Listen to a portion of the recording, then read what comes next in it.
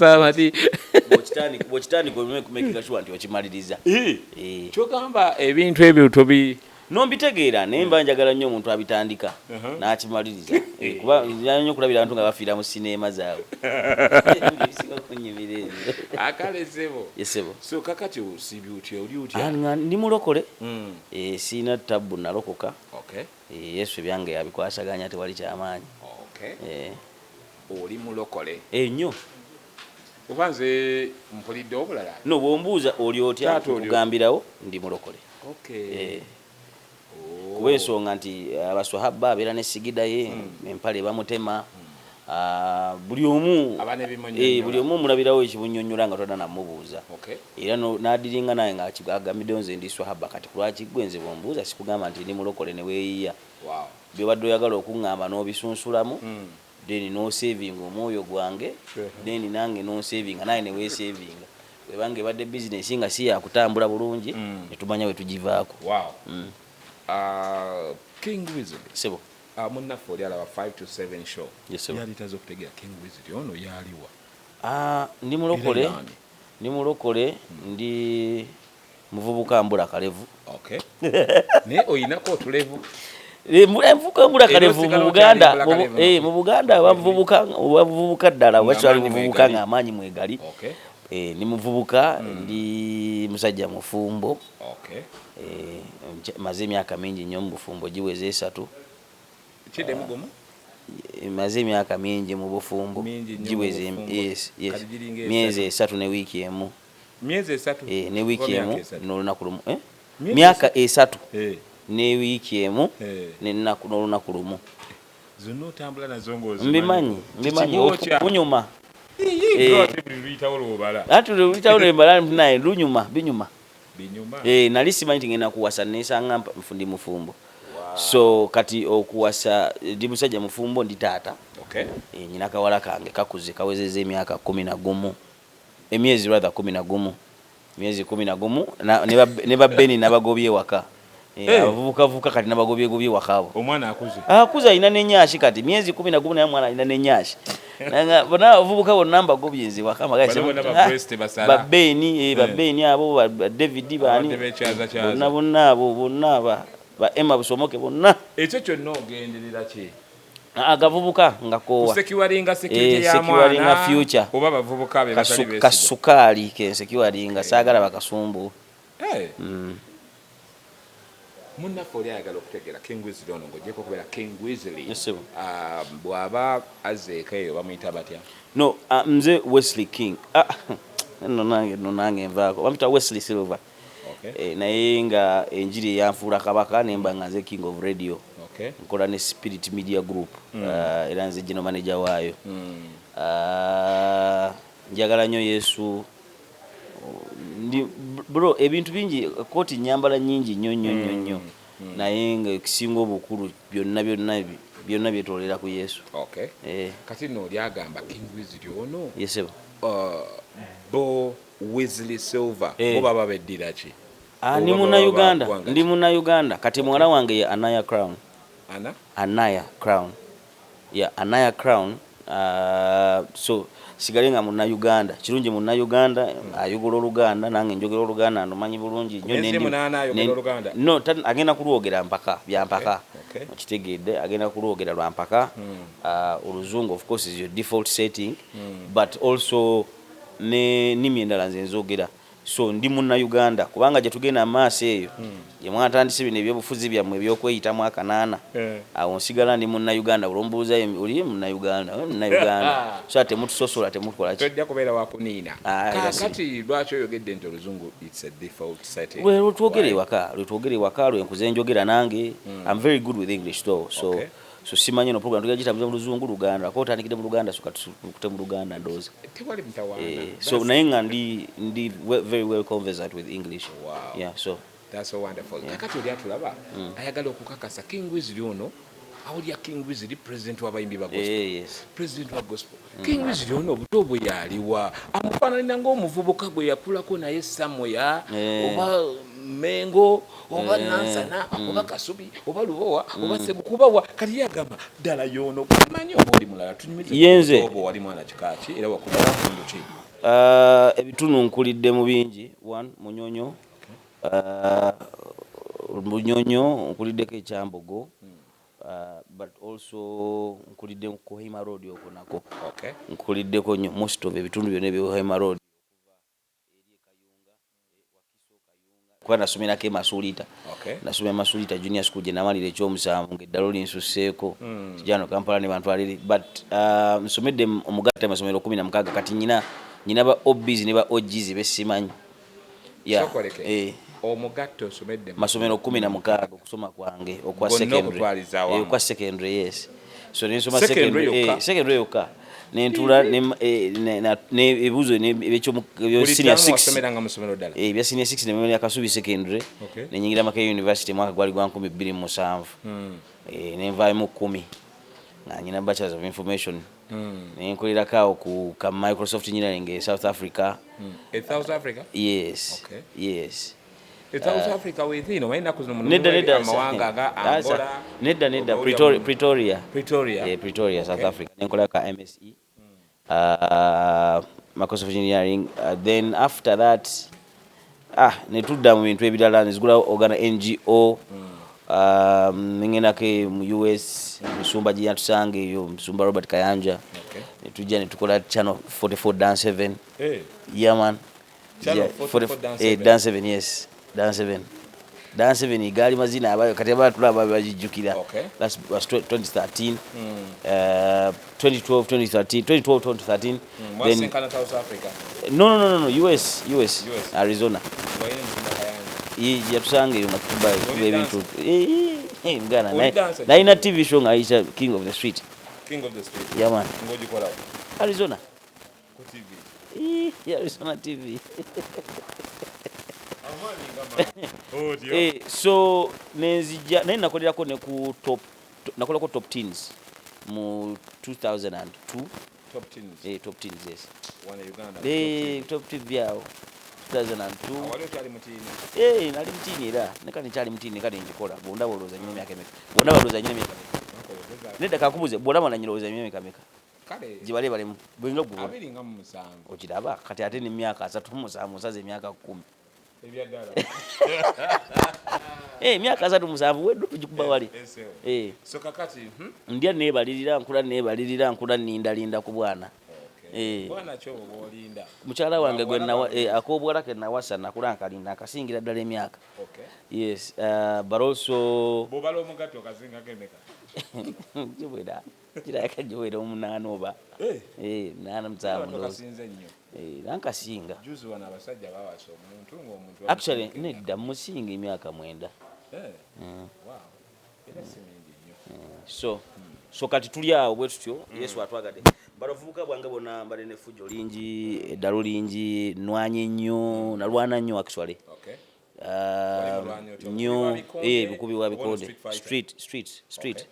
street era ngumi nga mutambulira mutukulukutiraga amafuta paka 26 we nagamba we waloga gwe nakuba nagwa nalamba nakuba na broka actually naye yali agenda falinga mukaba bwaba atafudde sibiddamu so okuva siddangamu ne bonninnyako n'ogenda mu mirembe ne bwokola ki nempulira n'olutalo nga lutandise sitaasa nfuluma Kasinde kwewala kuddamu kanyuga ngumi kuva ku kisuubizo kye nakola nenga ddala wali okwatsuka engumi obajja si wali twakubiranga wano ewaloola ab'Ekasubi batumanyi banda ya loola ku lubya gye twakubiranga zi tizi lubya Kasubi namuŋoona ewaloola ewaloola gye twakubiranga ebikonde gyetuyigireko kiroola nga mukanyuga ngumi yama kali okwasuna engumi n'agwa wansi namukuba bloka ogwokobe bloka n'agwa wansi engumi zaffe zabanga za swame wano nga kiba kizibu nnyo okutambaala omuntu naye swame okuba omuntu yonna kyoyagala mbala tabiriiko era tewaliwo ka polisi seero kali ku Hoima Road ke batansibiramuko naye mukama azza bibye ebyafeyo nga twabikola twalina eddalo lingi twalina effujjo lingi kasiriikiyo n'okukakkana no okula otuuka n'okula one then ekirala Yesu bw'ajja mu bulamu bwo tosigala kyekimu. Yesu agamba Zaakayo nti kamangu leero ndi mugenyi wuwo. Zaakayo yasookayo Yesu n'ategeka buli kimu, teyasigala kyekimu nti ne Yesu bwe yajja asanga alongoosezza ennyumba ye, then n'amugamba ne bino bye nnyina ngenda biwa abalala abasigadde. Okitegedde? So kiba kitegeeza nti Yesu bw'aba anajja mu bulamu bwo tosobola kusigala kyekimu, olina okukyusa obulamu bwo bwonna n'ofuuka ekitonde ekijja. Era Zaakayo okuva olwo teyaddamu kulyaza amaanya muntu. Yafuuka kitonde ekijja. So Yesu bw'atyo w'alina okukola mu bulamu bwo. Yesu bw'ajja mu bulamu bwo n'osigala ng'oli kyekimu, then oba tonnaba kufuna Yesu omutuufu. Waliwo Yesu omutuufu n'omukyamu. Omukyamu y'oyo abantu gwe balowooza nti gwe balina naye nga tebamutegedde. Y'oyo omukyamu. Omutuufu tosigala kyekimu muganda. Anti omuntu watu atakyusiddwa aba ku Yesu mukyamu. Yesu omutuufu takuleka kyekimu. Yesu wa mirundi emeka? Wa mulundi gumu. Naye abantu bamwamulamu emirundi ebiri. Abantu ffe tumwawulamu. Yama. Yes. Oh yes. Okay. That's all right. Abandi tukyalina King Wesley 5 to 7 show tutambula tumpola mpola. Ndowooza King Wesley gwe njogera naye otandise okuba nga omutegeera. Omusajja mukulembeze ali nnyo mu media ate era mukulembeze mu media nga bwakugambye. So kakati abingi byekyayinza okutegeera ku King Wesley nga bwe tweyongera mu maaso n'emboozi eno olwaleero. Ssebo taata King Wesley, oyogeddeko awo wasomera mu masomero 16. Masomero 16 naye nga yo ne fujjo ndikola ate nga ndi mulokole. Kwanze nzaali wazadde nga balokole. Mama nga nyanjulira Yesu ku myaka emito ddala.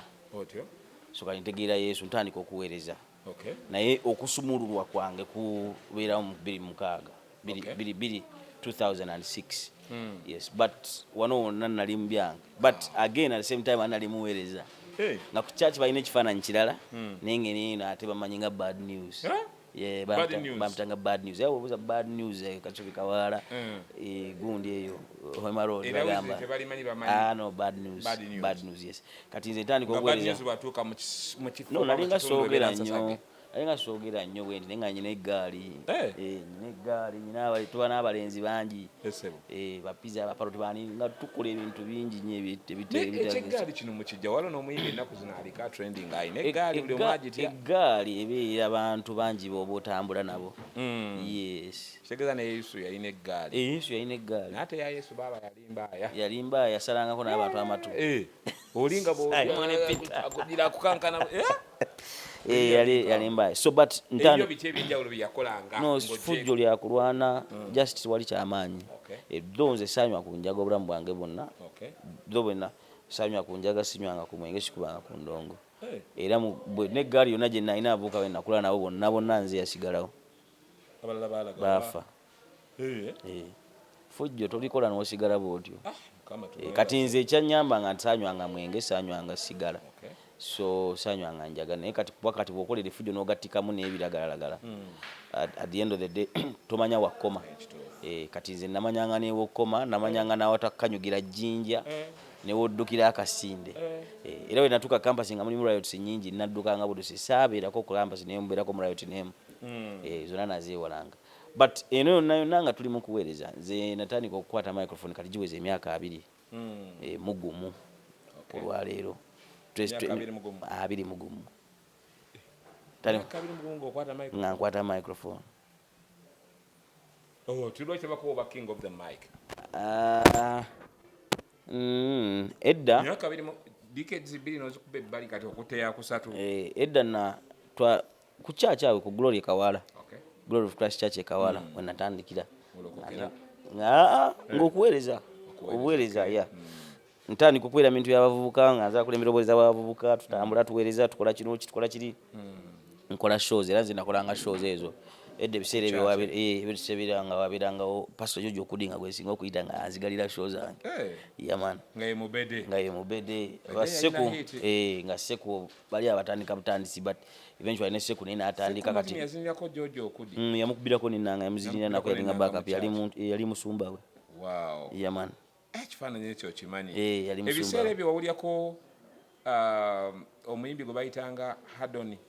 Lyndon and Haddon. Lyndon and Haddon, yes. Bwambale Hagai, Sergeant Bukenya, bali bangi bakizito muzibaala baroni mukisa abani ne muzibaala bawa amabega keyo osiwa kakati muganda wange kiza ludde mukulaba aludde mu bintu ebyo aludde mu kuweereza mukama bali bangi abayimbi bangi kakati tuzeeke mabega ali ku Hadonan lino na Hadonias abantu abo baalagawa abasinga muganda wange simanyi obuweereza buno bwanjawulo most of the artists I don't know ngitugezaako kulaba engeri gye tunoonyamu ate n'ebiseera ebyo ne dance groups zaalinga nyingi nnyo okusinga n'abayimbi yes dance groups baali bazina nnyimba baalinga bazina Kirk Franklin Papa San reggaeton yes baalinga bazina nnyo Makoma Makoma nga bazina music oyo bwatyo so yeah so groups ne zibeera bwe zityo twalenga mu Kawale eyo batubeera Habi Suna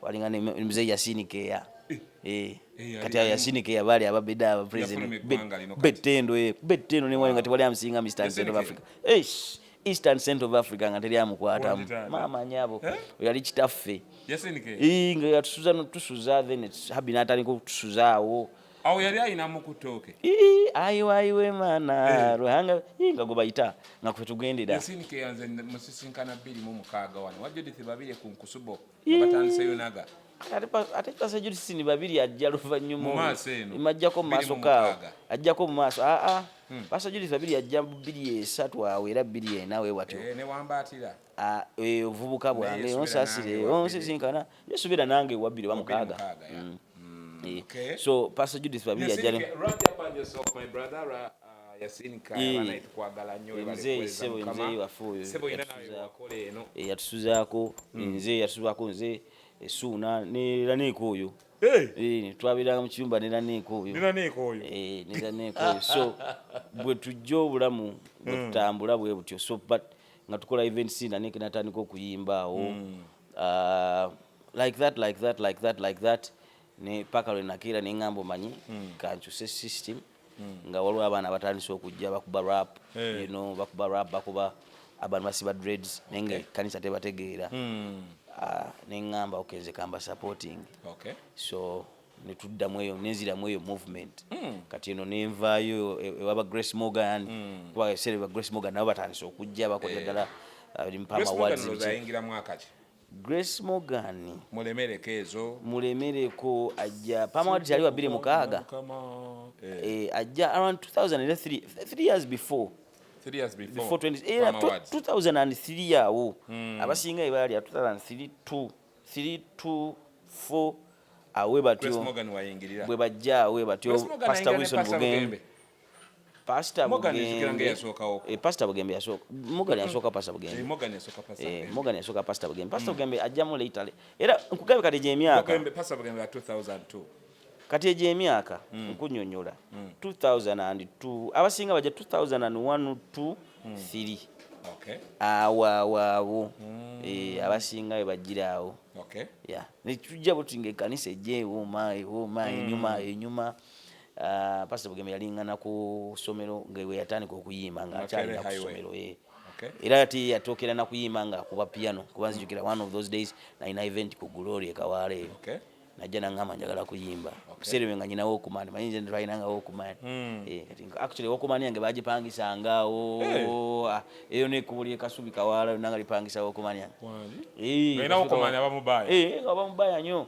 ajukira Sydney nazo zali za katandika wakati nze natukolanga events nga se kubajja ne tape 2 kola mbwati na lera ne side B tekamu ne playing nga ne tujira nga mukubisa tape then Sydney zijja bana ya onchali busa kati Sydney bwe zijja ne tubanga nga nyina wokumani kalenga nyaku zimwe yakalabuseko katono nga bajibola wokumani nga bakabola kati Pastor Bugembe nga janga mnayize nyina kuyimba na bivuga konze kiria wesirikire ko nali si planning amuwera ge mazima amatufu nayo basidi ya Pastor ya Sergeant Bukenya yaji yagira mwawe aina amayumba edda tebagali nabo yekalabulamu bola basanyuka yekalabulamu ko katono ngate kutezuya nengani kati atono yangambe wabivuga soko jojire wana kutereza wana ebyo nakwata kunanga natuyimbira yero natukabye amazige kanisa yonna yero ngali yali ya recording obanga nga mtannaba wanjita ngatannaba otyo namkuba mwana atukabye kanisa amaziga fenna So those are the memories. So netujja buttu kanisa ize enyuma obulamu wange bonna badde mu church si badde mu kirala kyonna. So church netujja nga tutambula bwe tutyo paka so nentandika n'okujja ebivulu mu church nga ndaba nti kati edda nga basooka kuzoba mu church kinti nga weeyanjula ekkanisa gy'ovaamu nina nga byali bitandise okutuboola n'otudividing ninga amanyi katukolereko wabweru katukolereko wabweru era ebivulu bitandika okuva mu church 2:11 2:11 tubijja 2:12 ne tubijjirayo ddala actually ne Victory n'akolaawo show ye ku Sheraton 2:12 yali yafulumyako dde ekivulu ani Betty Nakibuuka ku Sheraton Betty yafulumya ati kati labayo ebyo byo byalingawo nga kya muntu nga kiri atwala abantu be wantu n'abawaamu awo naye ng'ogamba mbu kati ebivulu byennyini tutandise obifulumya zabifulumya ekkanisa 2011 netutandika urban music nekyusiza ddala kati nga mpushinga nnyo urban music abaana biki 2013 ne joininga Spirit Media of course officially naye nga nali ndi underground nga tulina bitukola then tutandika bwe obulamu bro so 10 years down the road this is what you see man. Wow. Yeah, man. So wonderful. 5 to 7 atwasimbudde dda tukyalina King Wesley emboozi ogiwulira bannange he holds a story to tell here. Tukwebaza okuba nga gwogoberera kyokola kya bass gala ng'okola ekyo emboozi eno naddala ng'oli muyimbi nkakasa you are getting something nkakasa you are getting inspired nkakasa nga you are getting powered through these words we're sharing here with this great man. King Wesley mbadde nkumanyi naye nga simanyi nti ate oli w'amaanyi bw'otyo okutuuka wano. Siriire w'amaanyi nga sirina Yesu siba w'amaanyi. Era nkulabye ng'oli w'amaanyi mu Yesu. Era n'onzijjako Yesu sirina kyendi. Era sirina kyendi siba na kyendi. Wow. Yeah, man. Kakati King Wesley. Yeah, man. Tulabye nga you have a story to tell. It is a long way back. Yeah, man. You've come gy'ovudde. Yeah, man. Kakati tuyinza okwetaaga oli munnaffe atulaba. Yeah. Ayagala okwetaaga kumanya nti King Wesley ono bino byonna tubiwulidde naye ye yali akuteka omuzindaalo okuyimba. Nayimba ssebo nakuba ku rap nayimba nakuba ku rap nazina actually twabamu kubatandika nambola 3 mu December nino akayimba kange eyo kayimanga nambola Passover ennaku ezo nga fenna abalokole tukyagenda mu kifo kimu bwekiti Passover nambola naye kati byakyukamu buli buweereza bwatandika okubanga of course abalokole tuli bangi kati so twasooka okuyimba actually nzijukira nakubako ne sama n'enguuni ensingo yange n'enuuka bugaye bife mu church nga buli muntu kikola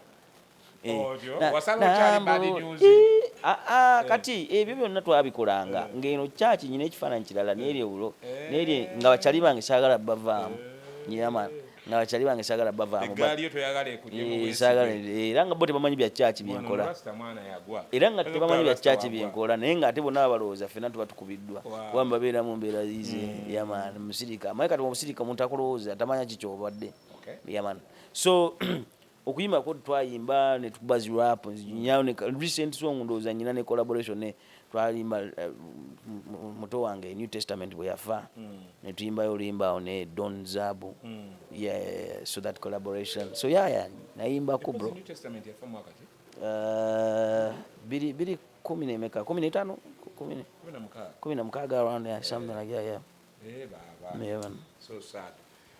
Chicho jukira ku muyimbi Mark Elvis. Mark Elvis my boy abali batabani more like batabani bange mikwano jange we was twatandika wano kufera na Bat Valley Theatre Jesus Life Center Church Bishop Richard Lutwama yali omusumba waffe yaman ngali ku Bat Valley Jesus Life Center Church so emako nga wali yali church Jesus Life Center Church yaman Jesse aniena musumba kati simanyi kyaliko mwali ali esaidize bwe bajja obuweereza buli bwe bajja but Mark nga producer ngera muyimbi nga nganyo producing ebintu nga ayimba ebintu bwatyo ye yali urban yali urban by the way mbade njagala mpuliyeko ekigambo ekyo nze ndaba nnyo revolution ya urban music emerukiraawo Well, yes, you may call it that. Yeah, bonna balingawo Kingsley and Filate ajja later, a little bit later. Kati mwetemwategeera waliwo abaana ba pure souls bani ba rappers bani ba rappers gospel night we yabeeranga eddanga era abaana abali bonna ba rap ba rap music and yeah. Gospel night yalinga wana wali ekibanda ky'emmotoka Sowana. Ewagulu no wano ku Kampala Kingdom Church. George Street ya wetwabiranga ngera fena tugenda netweyimbira fena nga fena bali mbayimbi barapa badansa netuba netukirira saaza fetano mukaga netukirira mu park enkadde oba empya buli omu naye yabya n'agenda wakanga buli bamande tubirayo olo myaka kyejo 2007 8 I think 8 no 9 10 11 yeah 9 10 11 awe watyo ya ngachikwatira tubirayo yeah waliwo bala yeah kati nga batwamu gospel night bamale tuberamu mukuru Peter nga yagisponsoringa so Peter ali mukuru ya sponsoringa nga yateka mu sound buli kimu bantu alinga ba edda bato nga tomanya na kigwera nenga tumenga so ali kibera ba DJ Tonjex nga bakabaka bawo yeah first DJ man Tonjex wa Mugi you know yeah tubera bwetyo yeah man you have a story to tell. Oh yeah great kakati ebisere byogedde nzijukira ate Yunaga yali yatandika da Sam ya balingawo yes Yunaga yes balingawo yes Yunaga wali yako balingawo nga Judith Fabiri yali leader wayo saakunganira tebali nali nkyusiza obuufu yanga mbukyusiza mutadde constitution gitadde kuba n'abali minority kubanga bali be bali abangi nga ffe bano ba minority nengamba let me support this aban bali batono tebali bangi nga tebakirizibwa ne machachi nga tebakirizibwa kuyingiramu radio ziyingiza ogenda yimba ki radio ogenda zimba era nga tusimba kuyimbira ku Miracle Center ne Calvary Chapel Miracle Center nga yoba tukiriza engekyali awo era kati ekyaliwo era ni Calvary Chapel ewaggulu nga Calvary Chapel we tuyimbira Jesus Alive Center Church nga gye tukikuba ne Miracle Center Cathedral Rubaga kaligo omusajja eyalerebwako bayasiinikeeya abayimba music atali abani ojawa inspiration okubeera nga running into urban gospel music no na when nasomera era kabali abandi abayina ne zihiti kati when nasomeranga nasomera ku St. Augustine ngina meeting bana ba Mayanja family ba Palaso man so kati mbeera nga joining Leon Island joining Leon man nga tubeera ku Blue Africa kati nga abaana abo bakuba ebintu musically yes was local Ugandan but the genre was different and I feel like nga sijjaayo nga buli kujja nga n'omugezi radio tanatandika kuyimba ne Wizo nga tanaba nga atula butuzi waline kati nga tubeera ne Wizo mukulu wa Palaso yes Wizo mukulu wa Palaso muto Wizo mukulu wa Palaso so tubeera ne radio ebiseera ebyo nga tanatandika na kuyimba and we talk about a lot of stuff you know ne bwatandika okuyimba Jennifer asooka nayimba Jennifer then eventually nayim kati bwedda nga mpulira Sweet Lady ate nga saamuwulirako nga nawulira akayimbako man ku radio nagamba ya nemugamba nagamba kati manyi mwana ngenda kukyusa erinnya ngenda kubanze radio nemugamba lwaki ogenda kuyita radio nagamba kati gwe music omuli omulirako nzenda mu radio bwe ebintu ebirungi mwera mu radio nanga kati nze radio nze nfulumamu ebintu ebirungi so but the music this lifestyle and all the things nga njagadde nnyo naye nga sijjaayo yeah so nengamba but we can have something like this nga tuli balokole tetuluzinga bulokole bwaffe but kutwala eri ky'abantu lwakuba bano Mayanja family no crew creek bakwembrace nze bakwagala ate kuba kuvimbisa azino Masomero gonna nga mugenda ne mwita Jose Camilo na yanga is my brother but ebyo yasinga kubya nemeso okusoma tebyannemeza naye nga bikucankala nnyo obwongo mentally nolozi oli wakabi nnyo nomala n'obivaako kuba Mayanja family basoma nani Chameleon, Palaso, Weasel, AK-47. Palaso comes in, but I was in the middle there. Weasel yali Mengo na ine bigana. Tulia. Yeah, that was a real urban thing. Yeah, Mengo says 9. But that was a real urban thing. Go yingira wow. Chitegedde. Go yingira. kweganga mvuka Nali wakabimuko awo ino okubeera ku Blue Africa nga ne baziza zyo ntibanatandika na kuyimba ya Blue Africa nga achakuba ku gita nga achakuba ku gita ya ajibira wali. But anyway, cutting the long story short, nze ndaba nga life yonna gye ndaba mbavubuka nga church te answering a question yaffe abavubuka batandise abamanyi hip hop music, abamanyi R&B music, abamanyi dancehall music. Naye kati bwe tulokoka tubifuna tutya still. Kanisa yali so rigid nemba ngamba, but so long as the message still stays the same. So nze nga nfa ku message, nfa ku bubaka kidongo byonna atebindya. Ali kanisa yakyuka nnyo kasale twagenda mu ggulu mwaka gw'2002. Yakyuka bwe tutagenda mu ggulu. Twalina essuubi naawe. Twalina essuubi nze kuba kati nze njatula mu 1997. 98. Batugalirako ko ne mu kyacho nga togifuluma nga tonayogera nnimi kuba kati wono bwe tunagenda mu ggulu mu 2000 awo mwaka ogujja ogenda kwogera otya ne bamalayika. Musumba mwennyini nga tugamba ku lw'omukaaga mwenna mugenda kujja wano tugenda kwogera mu nnimi mpaka kwanze nakubanga ngoma mu kyachi kubanga ngoma mu kyachi. So engebima tebinnajja ffe tubadde mu revolution ng'ekyuma tekinnajja mu kyachi ng'ekyachi yakiwempe. Ebyo byonna bitandika okubeerawo after the year 2000. Kati nga tukizudde tetugenda mu ggulu kadeni katulina okubeera ku nsi kuno kati kanisa yakyuka neyingira mu ssente kati abantu nga bawaayo okuzimba kati kanisa kuba tutegedde we are here to stay. Tewakyali wakugenda we are here to stay. Kati tutandika okusonaseneza mu kuzimba kanisa ebyuma ne tubireeta mu kyachi amatala twalwawo gayingiza ekkanisa.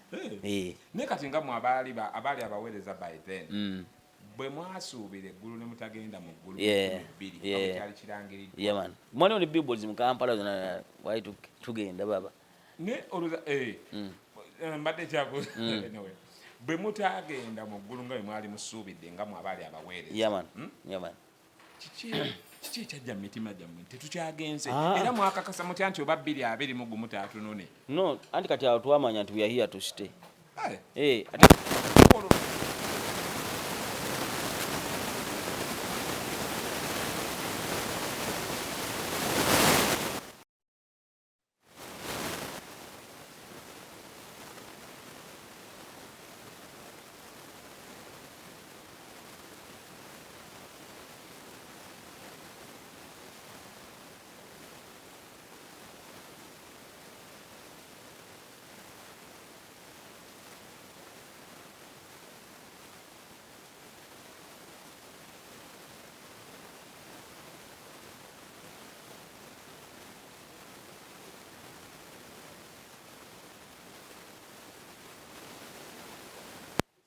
Tulina okumalako Bayibuli yeno buli ekirimu kirina otutuukirira. Kale revelation tebali tinatuukirira. Mark of the beast what ebyo byonna ebyo gamba tulinayo eri akasamba tukakajja teketunaba kutuukamu kati wano tukyaliwo kati katubuulira enjiri abantu tukyali mu struggle tubuulira enjiri yaman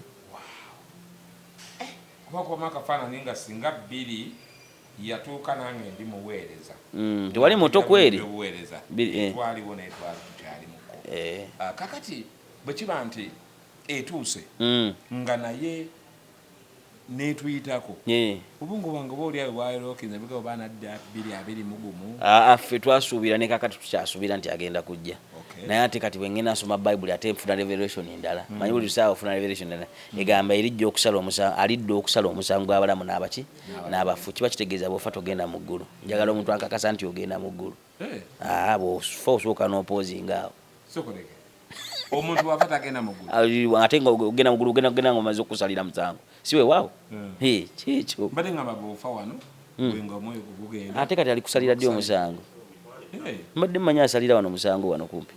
Well, there are two possibilities nti asobola okuba nga atudde ku ntebe essaawa zino eramula buli ajja gwe basalira then also there is a possibility okubanga bw'ofa nga opoozingamu awo 6 feet under babazuukize mwenna omulundi ogwo babaawule basaanyewo eno ensi bateekewo endala kyekyo gwesoma Bayibuli bulungi mwana maama so kati nze ngenda kubeera ku omu ku abo baalisangawo sirina gye ndaga nze sifa kati sifa kati asibirimu era oba oyagala ogenda mu lugenda batulabire sesina gyendaga blondi wano wanyuma kakati kambuze King Wesley yaman olowooza kiki ekyalowoozesa abantu nti Yesu agenda kutonona mu 2000 nga gwe yaliwo nga weesunga 2000 okugenda mu ggulu no yagamba agenda kudda omulundi ogwokubiri. The challenge was ebifaananyi ebyajjanga nga biraga nti Yesu engalo bbiri of which tetwali yani yabikuba kuba n'ekifaananyi ekituufu ekya Yesu olwaleero kigenda kikyukakyuka. Yesu alina okuba nga yali muddugavu nedda. Kati Yesu avaawa descendant tali mu descendant wa kabaka Sulemani bw'abeera descendant wa kabaka Sulemani bano abawala ba Ethiopian wagwani ba Egyptian babeerawa. So alina okuba nga alimu olusaayi oluddugavu so si oli muzungu batulaga alimu oluwalabbu era ate era kati Abayudaaya muganda wange muganda wange emirimu gy'abatemi b'embawo si muddugavu ate ngaffe kolevo gye tuliko ndala si muddugavu ngaffe ate but yalinamu kakala si muzungu Yesu oyo bwetugoberera ebyafaayo byonna Afrika wano ati Edeni olusuku Edeni wali wano mu Afrika kale tugeze sawa eno nga mu nsi soka tukiveeko ekyo tugende ku birala yagala abasumba bankwata ensobi nyingi nyina ebiboozi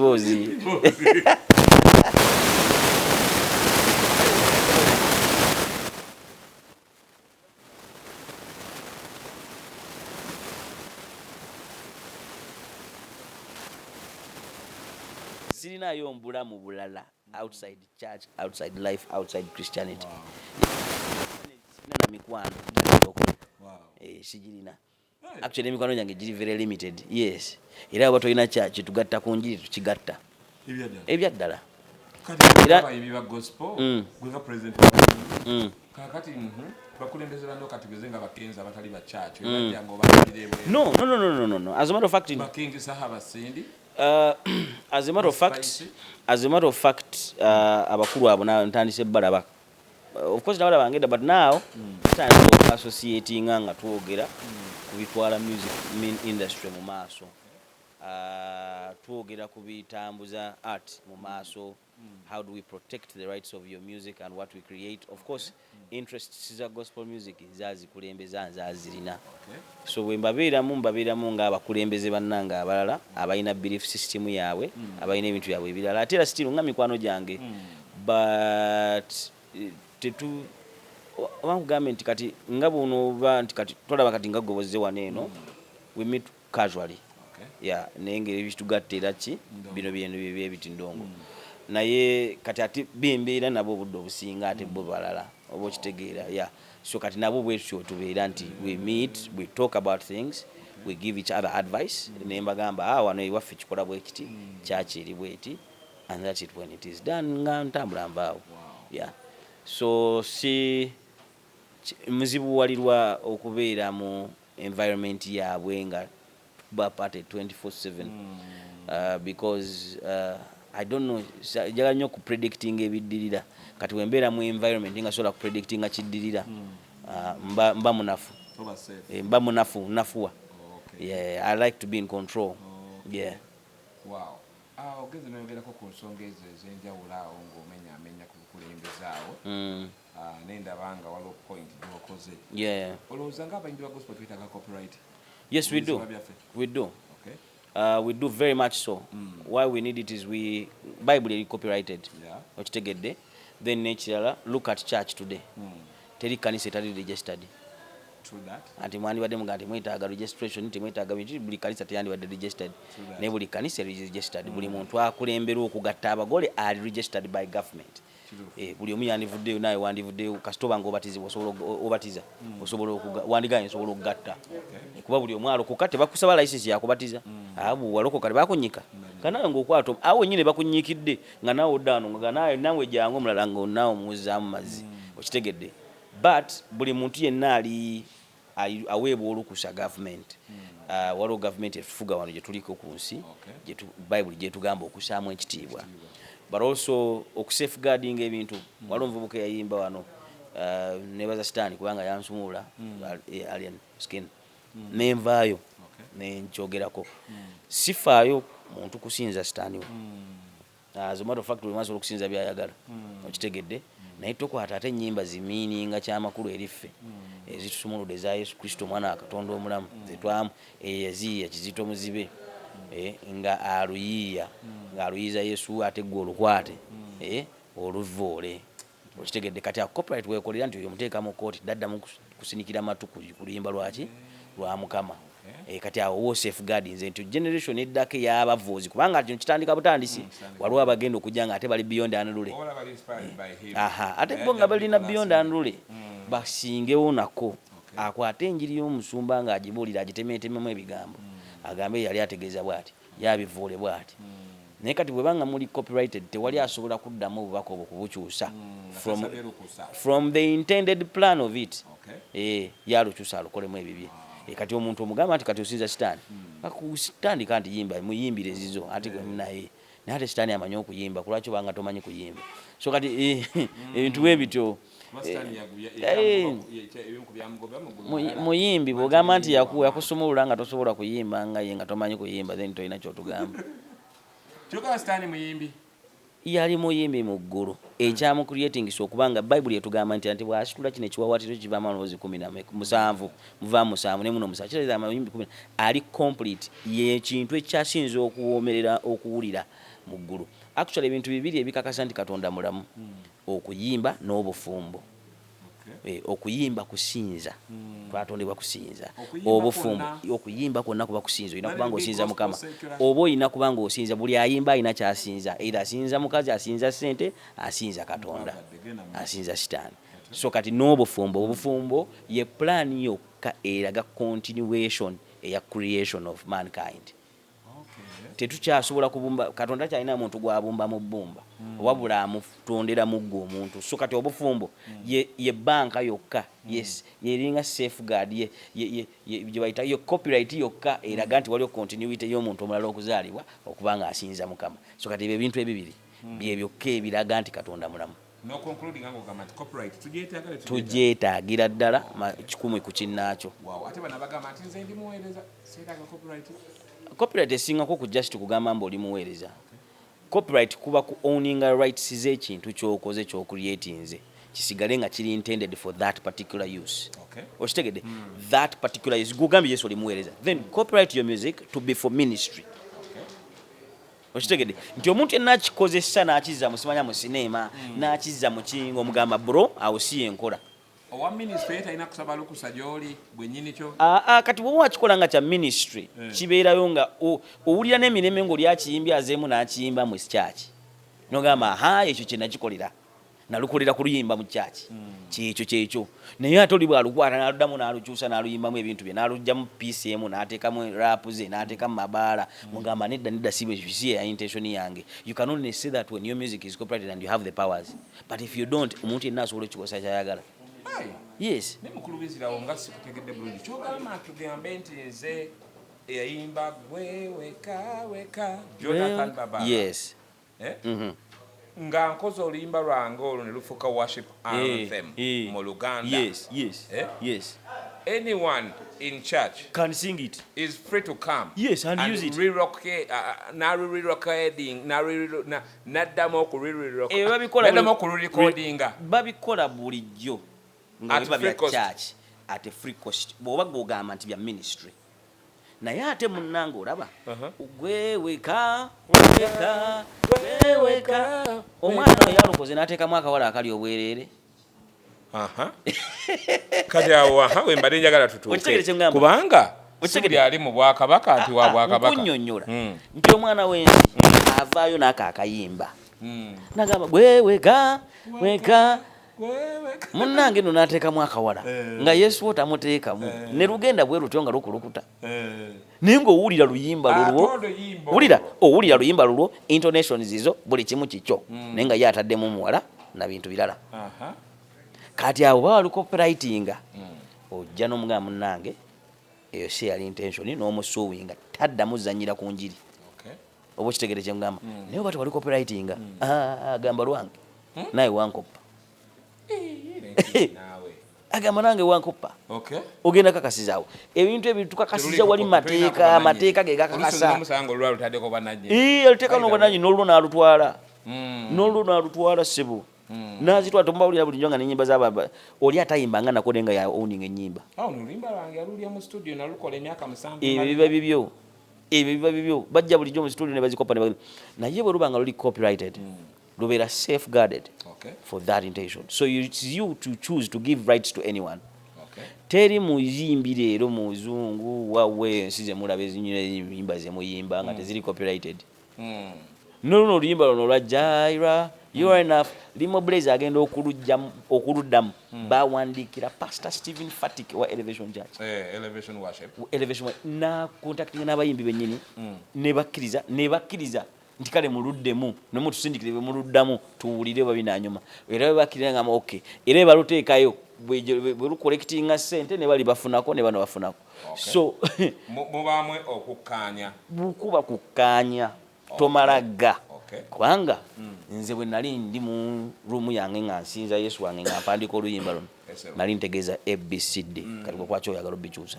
So copyright is very important. Yes. Naye right oba oyina rights so gwamanya kiringa okubeera n'emmotoka gwamanya oba ogitunda oba ogigabira bwereere. Waliwo oluyimba lwebayita Waymaker genda okona ku point yes noyongera okumbikula amaaso Waymaker yakolebwa more than 1,000 copies. Yes.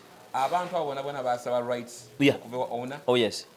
Don't you think that they paid something there? They do. They do. Yes.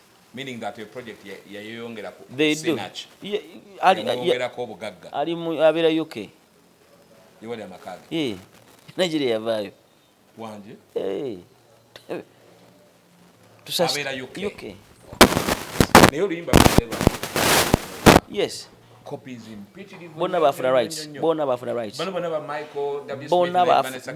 bona bafuna rights. Wow. Yes, era bwe luli kati bonna bazikola zonna kasente kakolektingibwa ne kaddayo kewe ekyo bakiyita batya si kye bayita omukisa era kuba mukisa ate ekyo bayita kati omuyimbi wa gospel weereza Yesu osirike ebisigadde yamanya weereza Yesu osirike yamana mada sebo tukyali ku 5 to 7 show right here on KTV amwebali mikwano gyaffe abatugoberera kimukola kya bbeeyi nnyonyini ddala yenze mpagi given by Ryan Kagate gospel music apostle atukyayine president w'abayimbi ba gospel mu Uganda mujja kunsonyiwa nyongerako kali nti owaddala King Wesley omukulu ono emboozi agirina ebigambo ebirungi abirina nkakasa you are enjoying the interview.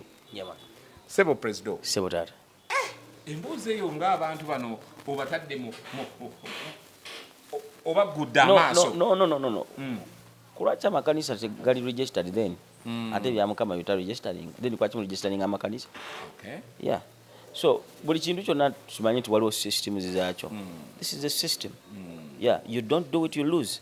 You're on a higher end of losing than gaining. You understand that? Meaning copyright is something very vital. Yeah, that's why tugamba waneno etteeka lya copywriting alijja nga lugamba church teriko copyright. They can sing any song they want if it is sung in church. Why? If it is the main customer song creator. Antikati the main sponsor, the main gospel music yono mulaba asinga okuba taba business. Okay. Yes. Gospel music is a business venture. Era bw'oyingira mu gospel music as a business venture, you're doomed to fail and be frustrated for nothing. Because it is God who chooses who he wants to elevate at what particular time and when. Okay. Okitegedde. Now, ogenda n'okireeta mu point mu ange gye nkyagalamu. Yes. Tugambe nti ndi muyimbi wa gospel. Oh yeah. Gwe kennyini osporting onsanze nga ndi muyimbi. Oh yeah.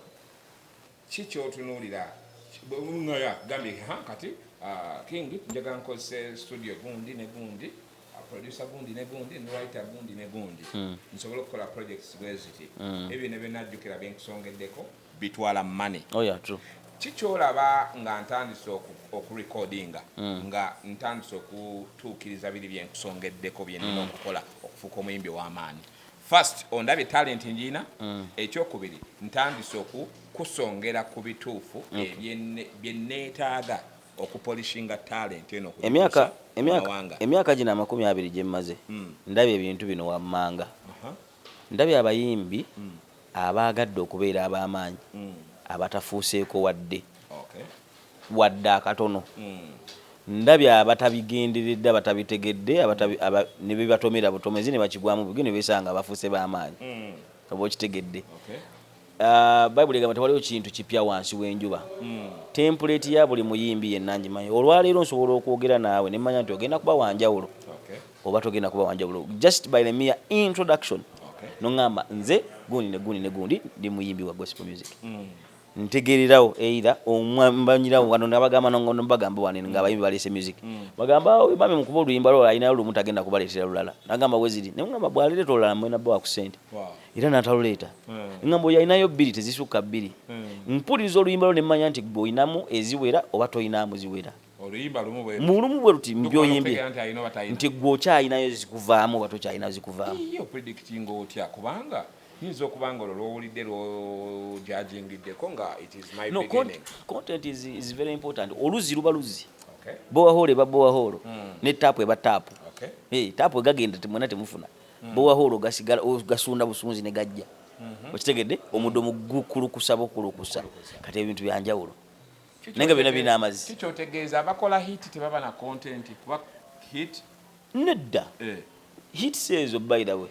Again irogeno ayo tugenda mu bibozi bya hit nno nga ate nabyo bibanja kubasabula mwenna. But let's look at music. Omuyimbi wa gospel akola. Who is a gospel minister? Why do you do gospel music? This is what I know for a fact. Nze naliko omuyimbi nayagala kokwereza mukama. Esala ze tusaba mpozi nga gweno wate wagisabanga kode ni kati gwe toli muweereza. Fenna tusaba ekintu kimu mukama nkozesa n'ebirabo by'ompadde nkuweereze. Si ebe sala si eyo kati mweye sala business eriwa nkozesa nebirabo byompadde nkuweereze nkozesa is an activity that's an appointment ogomulimu then okuweereza ebirabo okumuweereza that's another business of harvesting souls for the world so then kati kiba kitegeeza bw'ogamba nkozesa kiba kitegeeza mukole naye akola naawe siwe waawo most times obudde obusinga abantu balowooza bakolera mukama naye nga tayagala mumukolere ayagala akole nammwe yes ayagala mukama aba ayagala mukole mwenna we work together okitegedde so now what happens is nti time etuuka nti omuyimbi n'atuuka n'agutunulira ng'omulimu naye nga ate musaalayo temwalimu nti kankuyimbire nga gwe bw'ompa kasente nga bw'olabirira ebizibu byange. The desperate prayer has always been to serve God, to serving him. Now scripture is clear, seek ye first the kingdom of God and everything will be added unto you. Katonda bwakutonda alina plans ennungi eri obulamu bwo. Alina plans ezikkulaakulanya si bwagamba era bwagamba mu kigambo kye. Kaakati gwe bw'ojjanga osazeeyo okumuweereza kuba kitomuweereza. Kabaka Sulemaani abeera wanjawulo atya? Bw'aba yeebase mu kirooto mukama n'amukyalira n'amugamba nkolere ki? Okitegedde? Amugamba ki? Mpa amagezi. Amagezi guess what? Amagezi based on nti yali asuminze leadership role empya nga tamanyi bwakulembera abantu ba Isiraeli. Tamanyi bwagenda bakwasaganya. Mukama ne yeewunya nnyo n'agamba basinga basaba ki? Bugagga bagasaba kibi kubattira balabe baabwe biki naye gwe onsabye naye gwe onsabye magezi kati kanga kuwe n'ebirala byotakoze ki byotasabye kakati obulokole bwebwo. Your heart should be pure. You should not have iniquities. That your focus should always be to please God and serve God. Okay. Then ebisigadde mpulira sebo obochekede mugana ebisigadde yabakola ki yabamanyi naye obudde obusinga abayimbi baffe bano ayimba yolimba lumu bbiri n'alowooza kati sente zirikolera olwokubiri zijje wani yalukutumira olwokubiri ani yakutuma olwokusatu ne bw'okomawo kiba kimala yakusobozesa oyo ye aba yagadde ky'oba okola otyo okakabukasi ye walina oyimba limu Ninga bisigale ne mukaka bukasi. Ninga kitaffe mukozi era musajja mulwani wa ntalo. Era obudde obusinga Katonda wa maje obudde obusinga tukola ebintu nga tetweyita nga tweyita bweyisi nga teyatuyita. Okay. Out of excitement n'oluzira ngina kuba mwenye.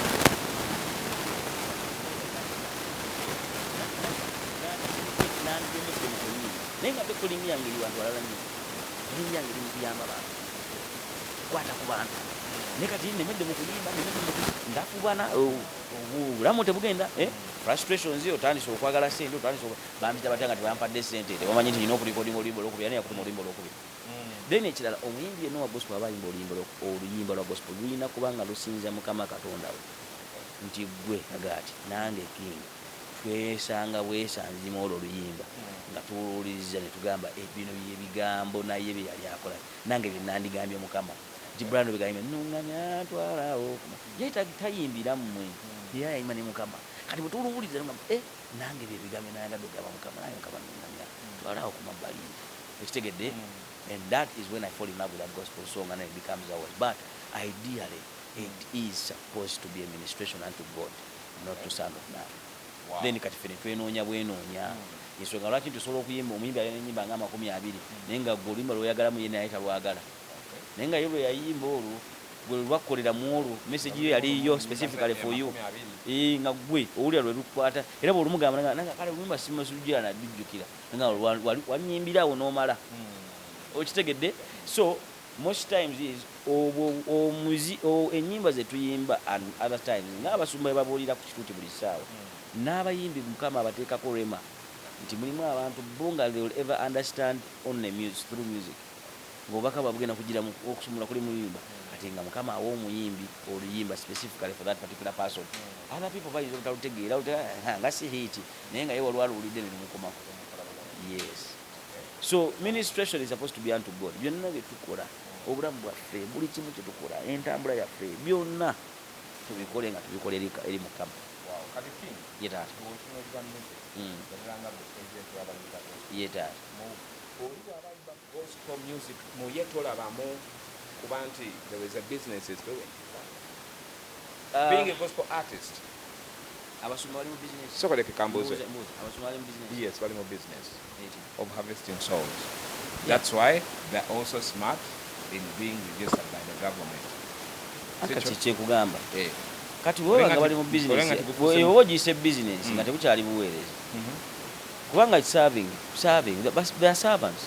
Yes, of course. We are all servants because this is what happens is that the point is that nze buli kyonna kyemanyi n'okukola nyina okuba nga mpeereza business mwe mugireeseemu mu ekyo ekintu ye Mukama bw'amanya bw'agabirira ennyonyi ze yamanya nti akutumye gende w'omukadde gende omukadde wali akuwa ekyokulya kyomukadde natukalina ekyennyina munagamba Mukama akuze eki gwe yatumye agenda yamanya bw'aliisa yamanya bwakola ki bwaliisa so kati gwekola mu bulimu gwe bwokeera ku makya n'osalawo okulokoka kiki nekibeerawo obulokole si bwa show business obulokole si bwa masape obulokole si bwaki obulokole is a sacrificial lifestyle era yensonga lwaki nti abatali balokole basinga okumanya abalokole bandibadde balina okukola abatali balokole be basinga okumanya omulokole bwe yandyeyisizza kubanga babimanyi yensonga lwaki si balokole nabo nti bakimanyi nti bw'olokoka ova ku mwenge bw'olokoka ova ku bakazi abangi bw'olokoka ova ku byonna ebyensi kati bakulaba nga ate oli mulokole ate ng'ogunywa bagamba laba nno mulokole bakulaba oli mulokole ate ovuma bagamba bitulekere byaffe bakulaba omulokole gwayomba bakusuubira okuba nga ebyo byonna abyerekereza babivaako wa sacrificinga weerekereza buli kimu nga Yesu Kristo omwana wa Katonda omulamu bwe yeerekereza ebirungi byonna eby'omu nsi eby'omu ggulu n'asalawo ajje wano atufiirira okutali kintu kyonna n'afuuka ekibi kyekimu kye tuba tulina okwimitetinga okukola ng'abalokole nti naffe twerekereze ebira ensi byesuubiza ng'ebyakabi tubyerekereze tubirabe bulabe tufokasinga amaaso gaffe ku musaalaba then ebisigadde yamanya bwabikwasaganya oba kitegedde muganda wange so nti ensi ekusuubiza feemu ensi ekusuubiza emmotoka ennyingi ekusuubiza abakazi ekusuubiza buli kimu ekikisuubiza naye gwe ekyo kijjako amaaso n'ebirowoozo n'osigala wano ku musaalaba n'osigala ku Yesu. Kaakati Sulemaani kye yakola nti byonna yali wakubisaba. Yandisabye tutuma okubeera obwakabi nga yasinga okwagalibwa mu nsi naye yasaba amagezi nti biri byonna nabyo anti kandi ye yamusaba amagezi bwamusaba amagezi nebiri byonna ebisigadde kambi kwongere okitegedde favor buli kimu kambi kwongere kubanga kyonsabye it is a principle. Wisdom is a principal thing. Now salvation at the same time is the ultimate gift. Okitegedde nti bino byonna bwe bireke nedda muganda wange nze obulamu bwange bwonna mpeereza Yesu obulamu bwange bwonna naye siriiwo wendi tosobola kunteeka mu baavu tosobola kunteeka mu baalemererwa apaana nawasa n'omukyala n'abaana. So at the end of the day ebyo byonna byongerwako my commitment to my salvation and to my Jesus. So n'abayimbi ba gospel yes n'abasumba bennyininyini bwe batunuulira gw'ogiyita business baweereza bulira muganda wange tetuli KTV KTV eno ogiraba muganda wange ntandika okuwulira story yava ojja kwewuunya awo wansi awo musumba yajja teyajja na business mind yajja kubuulira bamalaaya baawo mu kisenyi awo naye Mukama agizamwongerako ebintu byonna bino ebirala ettutumu erinnya abaana family radio TV byonna zabimwongerako teyajja nabyo nga as a plan nedda ssebo yerekereza buli kimu yatunda n'akatono ke balina yabeerako Salama Road tusakulira Salama Road munyonyi kati kyogamba nti kati nze mmanyi nti kati bw'okeera kubaja buuza buli musumba yenna Mukama gw'aviiriddeyo focus yali kuweereza ye na kuwininga myoyo bwe buweereza bwe tulimu bwe bayimbi ba gospel balina okukola. Kati oyawulo ki omuyimbi wa gospel oba gwe tuyita gospel artist ne gospel minister oba omuweereza wa gospel balina enjawulo?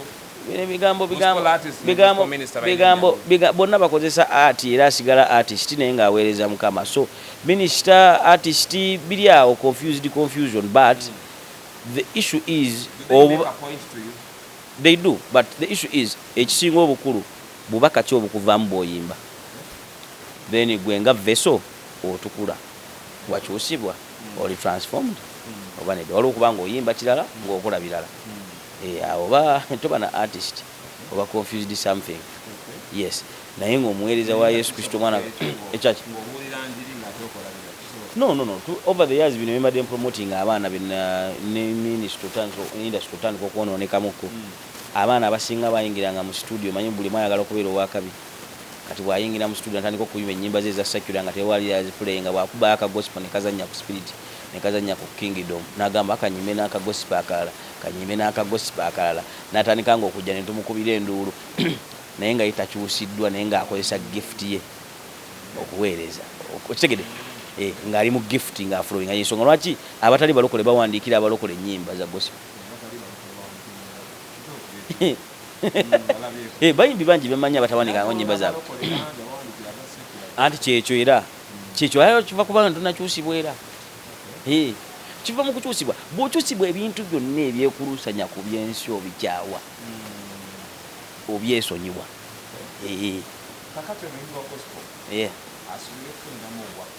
Mukama yamuyita yamanya si mulimu bwebuweereza Mukama yamuyita yanaamanya bwamugabirira kambuuze mpulira muggulu bw'oba ojagala kuno ku nsi tujja gikuwa ekome kuno ku nsi kubeera ne bayibuli bwetyo bwegamba nedda ssebo muganda wange Betty Namaganda kankwe ekyokulabirako Betty Namaganda bamuyita ku crusade eggulu ompulira omusumba baali balina crusade ne bakubira ku bayimbi abalala nga babogama jagala miliyoni emu awo okujja ina miliyoni 2 okujja ompulira muzeeyi bwe bakubira Betty Namaganda yabagamba kanzije n'alinnya mu paaka ompulira bugana n'agenda atuuka ku bus park eggulu nga zi V8 zezimulinze okitegedde ne bamufunira ne hoteri owokusula n'abuulira ne bamuwayo ku kasi maddayo ku baasa alowooza bamuwadde just baasa $3,000 nga mulimu miliyoni 3 naye nga bali basabye babadde nemize price yaabwe tebakoze eki tebabayise omusoma agamba gwegwe madde neetaaga nibatanatandika okuweereza wayita ebbanga ttono nnyo naye ekirabo kye ekya Easter miliyoni 7 Christmas miliyoni 10 kati ezo ziyimba ddi ozifuna ddi olizisaba ozisaba meka naye wakola omulimu gwe wali ye Mukama yamanya engeri gyakugabiramu. There are very many people who have cars and never bought cars. Very many people who have plots of land who have never had plots of land. Mukama abaako n'engeri gyakwasaganyamu ebintu bamukakamu bwe manya nti gwokolera nti ewakabe yasinga lala salama ne bw'oteeka condition ku buweereza nti nzi kati bone business gye ntambuza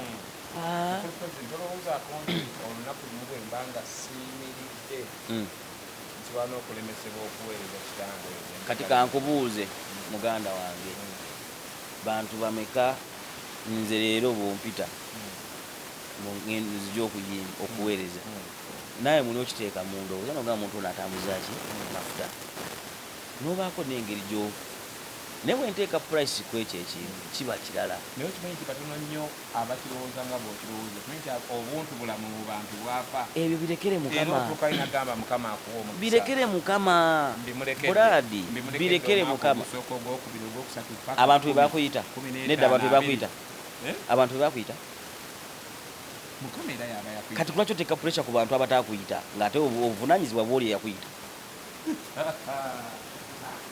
naye kyoyogera kino mazima nedda ku lwaki oteekako stress nze nkakasa nti olwaleero kizibu oli okukwata omuyimbi nga Sinach oba Ada okumunula ne Nigeria ng'omugee nti jangu Mukama ajja kukuweera wano mukisa. There must be some negotiations taking a place. Nti kaakati asobola azikola atasobola tolufuula lutalo naye ate waliwo alinga tebagabira ddala naye ate ng'ate bakodo bulungi nga naye ate naawe era naye ate era naawe ogenda kugamba omuntu nti tubali tukwetaaga ojja oweereze ng'obazeebazeemu engeri gy'ogenda otegekamu nga nekyomuyitira naawe okiraba onkupitidde ekivvulu ogenda kusolooza abantu mukitegedde olina kyopromotinga kati nze nange ompulaningidde otya kiringa nti nze leero ndi MC ng'embaga bwe musinga mu church events siwe musinga mu mbaga era embaga yo tondetako malala nkugamba ogenda kusanyuka bibyo gwamanyi njagala sente bwezi tize musingira emikolo gy'embaga nti toyagala we muda oyagala asanyusa nti good awo nga tujja tugikola emikolo ngompadde sente zange naye ompita mu church nti bampita KTV mu jangu sebo musasulwe nedda muzeyi era nesya sente sikirowoozaako Mukama bw'aba kutteko ng'olina eza transport aleluya Mukama bw'aba mbulesinze tugenda maaso kankuwa obuweereza bwa Pastor Bugeme ng'atandika Pastor Bugeme nze nategekanga ebivulu ebisinga Pastor Bugeme teyasaba ku sente n'omulundi gwogumu naye nga ku mbaga bamusasula okugenda opafominga ku mbaga kale nga zine zafunyeyo mu mbaga zakozesa mu transport ministry wa churches tebaamuwa ku sente ne Pastor Bugembe omanye futa ebyamuliko anti kati nayimba awo n'avaayo n'ekibbo nga kijjudde kiti kati bw'abanga taa Katonda y'omu ku lwaki gwe takuwa amafuta ge gamu oba gwe weetuma bwetumi anyway kale n'ekirala anyway nyinza obutakiremerako ekyo nnyo naye waliwo n'ekirala bane entiisa ya Katonda oba yekendedde mu bantu oba eweddemu bugwe simanyi edda omuntu yayitanga omuntu kati nga babaweereza nga agenda muyisa ng'omuweereza wa Katonda kituufu olwaleero awuweereza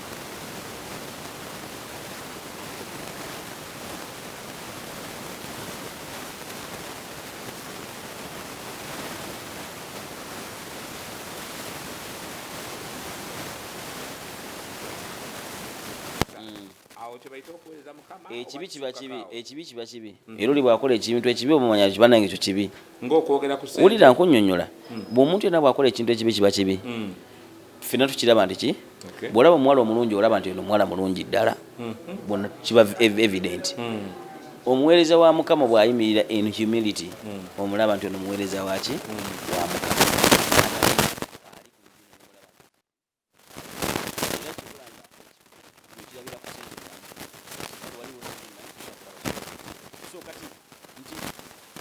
Relationship yo ne Mukama n'obuweereza bw'okola Mukama y'abanya bw'aba akoze eki bw'aba akusindise era burden aba agitaddeko ggwe so kati kiri eri ggwe okutuukiriza burden eyo Mukama gy'aba akutaddeko okusinga okustressinga ffe abantu amazima ngenda kuyita nange gw'osuubiramu sente nyinza okuba nga sizirina ya amazima kituufu ya nyinza okuba nga sizirina ndi mu ministry y'aba student ntusobola otuuza abaana 100 ba student ne collecting emitwalo 12 nenga nyino sesula amafuta nyino sesula venue nyino sesula buli kati gwe naye nojja nolaba abantu abo 10 nolowooza bannange nkikubye nkiyoola but the fact is I don't nolaba ne motoka gyenvuga nga tomanyi nti ate waliwo ate gwe nasabira essala Mukama n'amusumulula n'agimpa buwi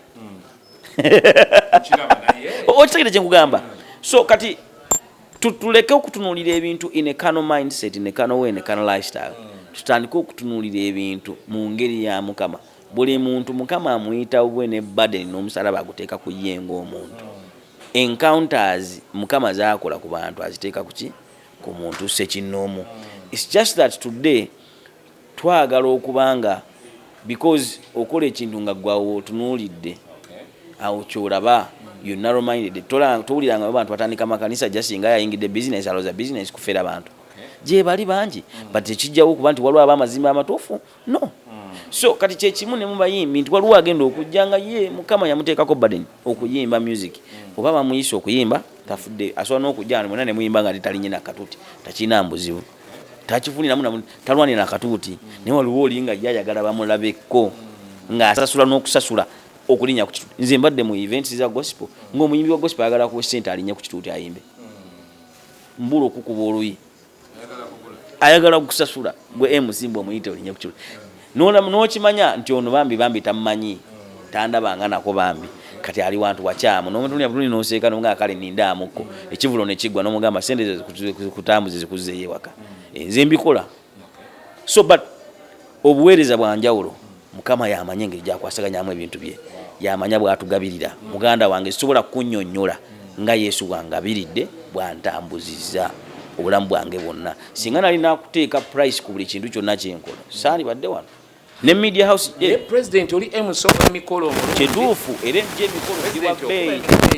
era ndi wa bbeeyi nnyo bwe giba mikolo ng'ogiwulidde ogiwulidde nti mikolo sinaba kulaba muyimbi wa gospel yenna gwe tugenze naye mu wedding ne batamusasula bambi abamu bamukisa eyo eba yakyaliwo nga kyaliwo anti eba yakyaliwo naye nze wedding ze tubeerako okubeera batayitas kuteesa babasasula Pastor Wilson Bugembe mirundi mingi nnyo ku mbaga bamusasula jemba bamusasula bano bajalidi bamusasula okitegere brand bega bamusasula kati bwe nzija ku mukolo ne gamba nti omanyi King Wesley ojja kunfunira milioni emu zitenyimbe ku mukolo gwo nga bungambye ewe ba wedding nga se twemani tuli mu business wedding yes anti uganda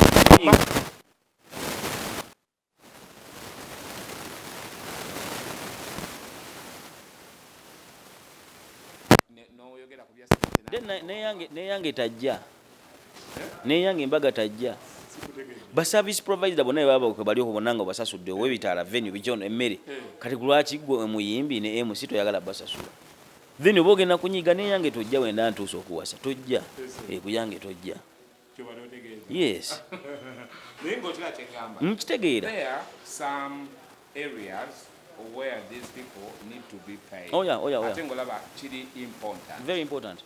Onjagala ku mukolo gonzi okuyimba naye ate toyagala kumfacilitatinga. In fact, you would have walbadde onsasula na busasuzi. Uchega nega facilitate me. Yeah man. Funayo akasente bwe kati tukwatagane. Oyagala kukolya bwa